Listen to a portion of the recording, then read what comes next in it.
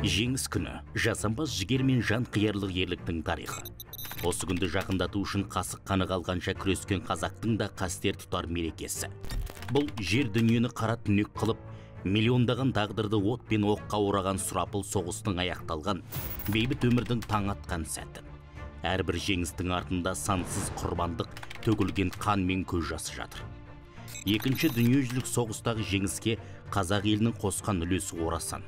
Қызыл армия қатарына Қазақстаннан 1.200.000 адам алынып, олардың тең жартысы Майдан даласында қаза тапты, немесе түрлі жарақаттан қайтыс болды. 1941 жылы 22 маусымдағы Брест қорғанысынан бастап, 1945 жылы Берлинді алғанға дейінгі барлық шайқасқа қазақ сарбаздары белсене қатысты.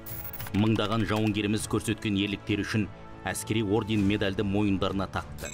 500-ден астам отандасымыз Кеңес одағының батыры атанса, олардың 105-і қазақ ұлтынан.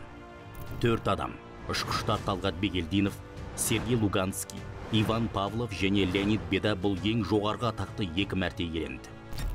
Сұрапыл соғысты жауды бет қаратпаған батырларымызды еске алғанда, Бауыржан Момышұлы мен Рақымжан Қошқарбаев, сондай-ақ қайсар қазақ қыздары Мәншүк Маметова мен Әлия Молдағұлованың есімдері ауызға алғаш болып ілігеді. Бауыржан Момышұлының отан үшін отқа түс күймейсің, өршіл рухтан өлмес ерлік туады деген сынды қанатты сөздерін Рақымжан Қошқарбаевтың Рейхстагқа жеңіс туын тіккенін ешкім ұмытпайды. Президентіміз Қасым Жомарт Тоқаев атап өткендей, Қазақстан Кеңес армиясын қамтамасыз етуде шешуші рөл атқарған. 10 оқтың 9-ы Қазақстанды қорғасыннан жасалды. Майданға 1000 вагон киім мен азық-түлік жіберілді.